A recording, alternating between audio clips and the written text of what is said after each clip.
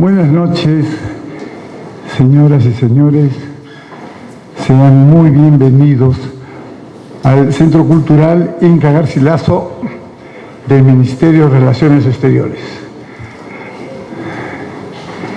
Esta noche de lujo contamos con la presencia de Mario Vargas Llosa,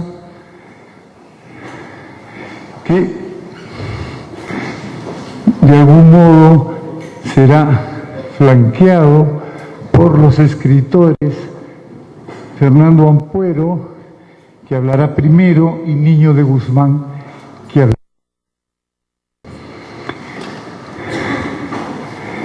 Yo, aparte de agradecerles, por supuesto, su presencia y estar feliz de verles las caras a todos ustedes, tengo que agradecer sobre todo a Mario por haber aceptado. Para él es difícil, con todos los compromisos que tiene, aceptar estas cosas.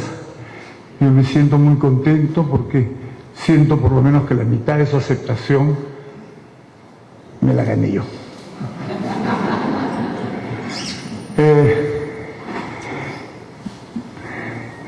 Y aunque yo no estoy previsto en el guión, voy a hacer la primera intervención en realidad. Una cosa muy bonita. El sueño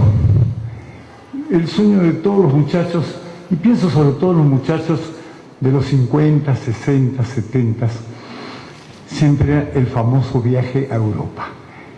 En realidad es el viaje del Inca Garcilaso, en realidad. Es ir a reconocer su otra mitad y que su otra mitad lo reconozca a uno.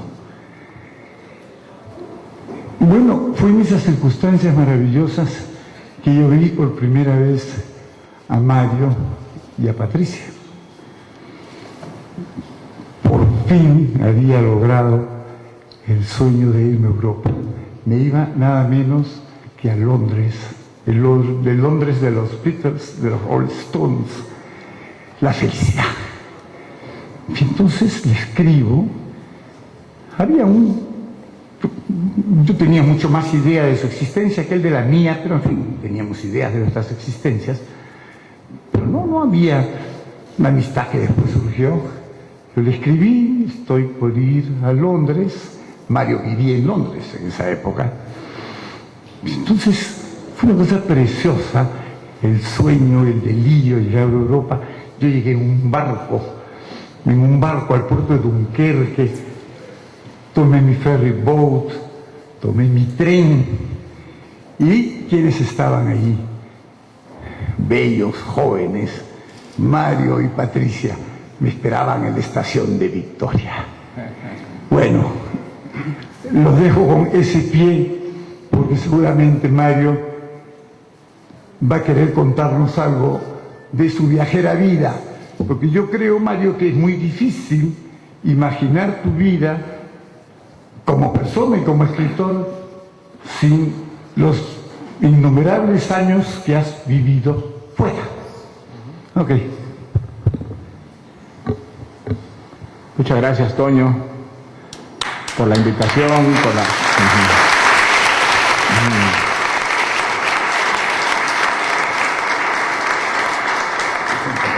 Muchas gracias por la invitación a ocupar esta tribuna, y muchas gracias por devolverme a esos años tan bonitos que compartimos allá en Londres, segunda mitad de los años 60, cuando sin saberlo vivimos en una ciudad en la que ocurrían cosas que tendrían un efecto en el mundo entero, ¿no? Una nueva cultura estaba surgiendo en esos años, era la revolución de los Flower Children, era el mundo de los hippies, el mundo de los Beatles, desaparecía la ideología, había un culto a la música, a los sentidos, el vestuario, el atuendo cobraba una importancia enorme, había toda una revolución de la indumentaria, de la moda, de la que Londres era el centro. Había la importancia central que tomarían, por ejemplo, las drogas en la vida de los jóvenes, de las nuevas generaciones. Había la liberación del amor también, se rompían viejas barreras, viejos prejuicios, y había una atmósfera de juventud, de alegría, un optimismo, unas formas nuevas de religiosidad que impregnaban toda la vida cultural, y nosotros estábamos ahí. La suerte pues nos deparó el ser testigos, bueno, en mi caso más testigo que partícipe, yo creo que tú un poquito más partícipe que testigo, ¿no?, de todo ese movimiento, pero a la distancia resulta una experiencia muy enriquecedora, saber que uno estuvo allí en el momento en que había cambios profundos que tendrían un efecto en el mundo entero. Yo ya llevaba muchos años en Europa, ya llevaba 7 años había vivido 7 años en París, 1 año y medio en España, y como tú dices, yo también desde muy joven, quizá desde niño, tuve la obsesión de Europa. Creo que desde niño, y creo que nació con el entusiasmo con que leía los escritores franceses del siglo XIX, a Victor Hugo, a Alejandro Dumas, la idea de que París era la capital de la cultura, que si uno quería ser escritor, ser artista, tenía que vivir en París porque el aire de París a uno lo contaminaba y lo volvía poeta, novelista, pintor, músico, creador. Yo lo sentí desde muy niño, y con esa misma ingenuidad con que ahora lo refiero. Fue una experiencia muy curiosa para mí, porque efectivamente creo que debo muchísimo de lo que soy, de lo que he hecho a Europa, pero una de las cosas importantes que yo le debo a Europa es haber descubierto que yo no era europeo sino un latinoamericano. Yo descubrí realmente América Latina, y que yo era parte de América Latina en Europa. Cuando vivía en el Perú, antes de viajar a Europa, Latinoamérica prácticamente no existía para mí. En el Perú casi no conocíamos escritores latinoamericanos, salvo algunos nombres pues escasos y magníficos como el de Neruda, incluso Borges era conocido por muy pequeñas minorías. Octavio Paz, me acuerdo un día, Lucho Loaiza me prestó un pequeño folleto, me dijo: mira, hay un poeta mexicano, mira qué cosa tan bonita este poema, Piedra de Sol, la primera vez que oí nombrar a Octavio Paz. Pero en realidad América Latina no existía, y yo creo que en ese entonces no nos sentíamos latinoamericanos. Y en cambio fue viviendo en Francia, viviendo en París, que empecé a conocer escritores latinoamericanos, a leer la literatura latinoamericana, a descubrir que había una literatura muy rica, y que como peruano pues formaba parte de esa familia diversa, grande, importante, y que vivía desde el punto de vista literario un momento cultural, creativo. O sea que yo en cierta forma descubrí América Latina en París, y creo que no fui el único. Me acuerdo que a comienzos de los años 60 una revista francesa importante que dirigía Maurice Nadeau, Le Lettres Nouvelles, publicó un número dedicado a América Latina, y ese número lo prologó Octavio Paz con un ensayo que se titulaba París, capital de la literatura latinoamericana, donde se refería a la importancia que había tenido París en el descubrimiento de América Latina por los propios escritores latinoamericanos. Bueno. Mario, yo quisiera entrar, después ya de esta exposición que has hecho sobre lo que significó París, Londres, Europa para un escritor latinoamericano, sin más preámbulos a la cocina literaria, a los temas, al asunto propiamente literario. Tengo aquí un par de preguntas.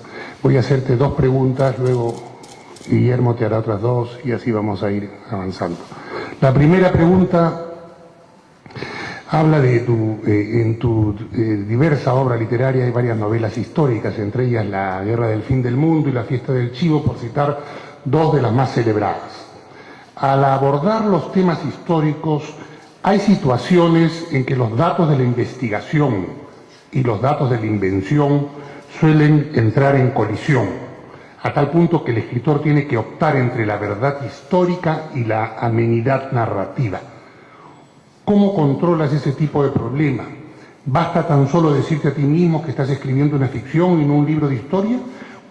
¿Cuáles son los riesgos que consideras legítimos y cuáles los que no?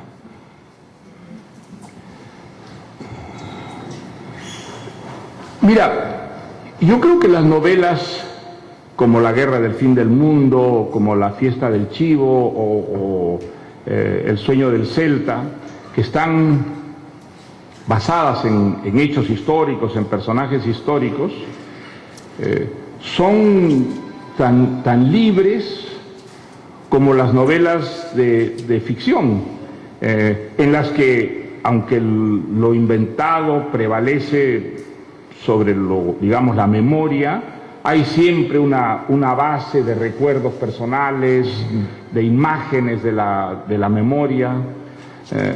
Nunca me he preocupado por la fidelidad histórica de las novelas como esas que he citado, sino en la medida en que podían dar al lector una impresión de irrealidad, que creo que es la gran preocupación cuando uno escribe una novela, ¿no es cierto?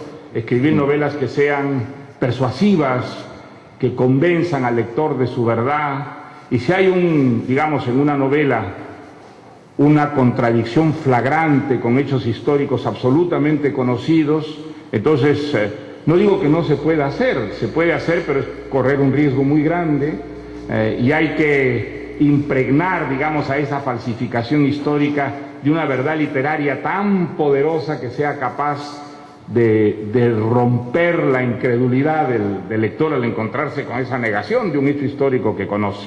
Pero salvo, digamos, por detalles de esa naturaleza, no me he preocupado por la fidelidad. En general he seguido, digamos, los hechos históricos básicos de aquello que contaba, y a partir de eso he inventado con la misma libertad que cuando escribía una novela de ficción. De tal manera que si se hiciera una estadística en esas novelas, en las novelas, digamos, históricas, entre comillas, que he escrito, sobre lo que es historia y sobre lo que es invención, yo creo que la invención ganaría la partida, pero largamente, ¿no? Yo no creo que cuando uno escribe una novela tiene que preocuparse por la verdad histórica. La novela tiene una verdad propia, es una verdad literaria. La verdad no depende de algo exterior a la novela, depende de los mecanismos propios de la novela, depende de la prosa, depende de la organización de la historia, de la manera como distribuyes el tiempo, haces mover a los narradores, de una estructura y una escritura que es de donde nace la fuerza de persuasión que tiene una novela. Es muy distinto un libro de historia, donde la verdad de un libro de historia no está en el libro mismo, está fuera del libro, y el libro lo que hace es revelarla, confirmarla, matizarla, rectificarla, pero en una novela no, la verdad es algo implícito al libro y resulta siempre de su propia factura, ¿no? Entonces, yo he trabajado con mucha libertad. Sin embargo, en todas estas novelas siempre he hecho un trabajo de investigación bastante minucioso, pero no en el sentido, digamos, académico de la investigación, en busca de unas verdades que trasladaría a la novela, no, en absoluto. La investigación que hago es básicamente para familiarizarme con el medio, el lugar, el paisaje, la sociedad que quiero inventar en la novela. Entonces todo me sirve, las verdades y las mentiras, las fantasías, los cuentos.